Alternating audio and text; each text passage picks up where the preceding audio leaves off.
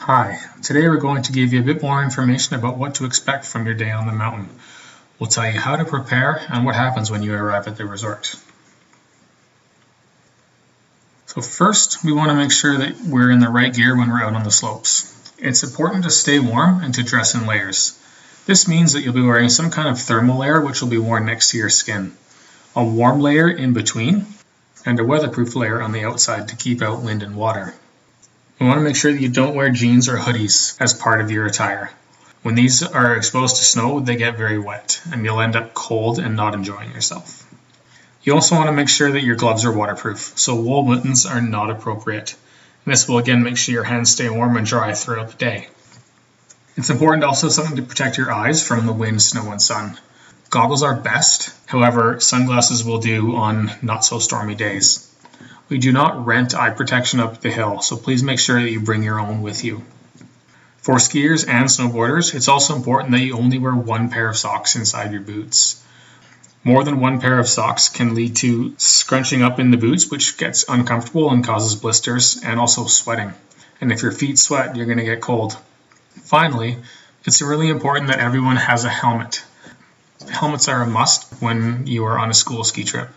If you don't have your own helmet, don't worry. The rental shop has plenty that can be borrowed for the day. When picking up your ticket, your teacher or group coordinator will be the one who picks up tickets. Once they have the tickets, they will pass them out amongst your class. Please be sure that you attach your ticket securely to your jacket or pants. It's best to attach it somewhere that won't get ripped off if you should happen to fall. If you do lose your ticket, please go and see one of your teachers and they will arrange to get a new one for you.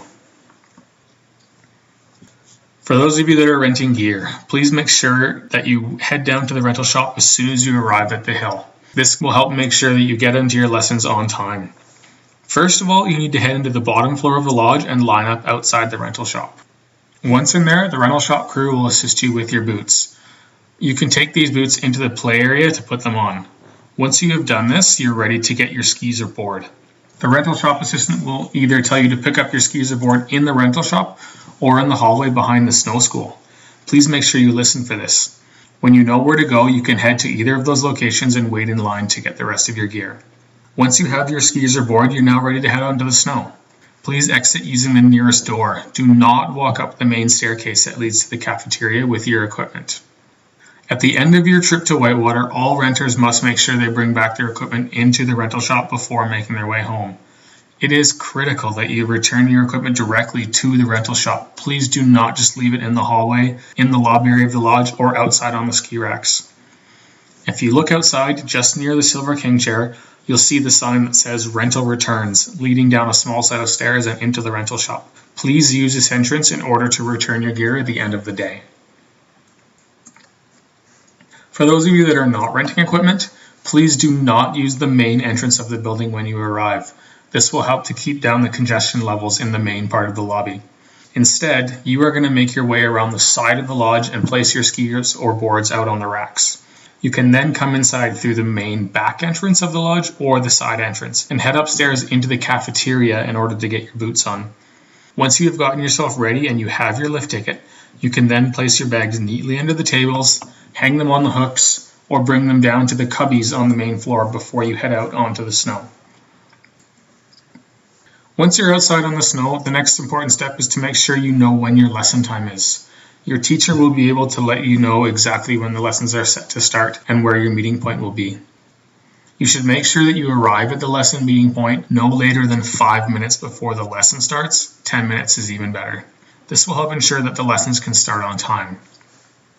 Once you've arrived at the meeting area, head to the ability level sign that corresponds with what you told us your ability level was on your registration form. If you're unsure, don't worry. Just ask one of the instructors and they will ask you some questions to determine where you should be. Once there, one of your instructors will meet up with you and take you riding for the hour. Each week you will meet at the same ability level sign that you went to in your first lesson, unless an instructor specifically tells you to start at a different group. Do your best to remember who your instructor is and what level you are so that each week this process will become faster. If you've never taken lessons before and this is your first ever time skiing or snowboarding, the meeting area is located next to the handle tub. After your lessons, you will meet up with the rest of your group.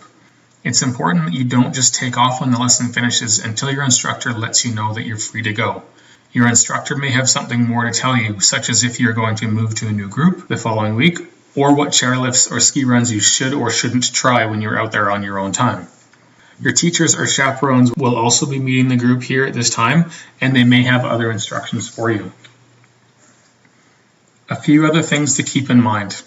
First of all, you must stick with one sport for all the lessons you attend, so please choose very carefully. For instance, if you are a skier and you decide you want to try snowboarding, you must stick with snowboarding for all of the lessons after this point. Secondly, remember that you are out in the mountains in the wintertime. The weather will be usually much different from where you are in town, so please come prepared with extra layers for warmth. It's also a very good idea to have extra gloves or mittens on hand in case you get wet. Lastly, it is always a good idea to double check that all your gear fits and is in good repair. This means that your boots are the right size and that the ski or snowboard bindings are compatible with your boots. It isn't much fun to get to the hill and realize that something is broken or doesn't fit right. In that case, we'll have to set you up with rental equipment, which will take time away from riding. Thank you very much for listening. We're really looking forward to having you guys up here on the hill this winter.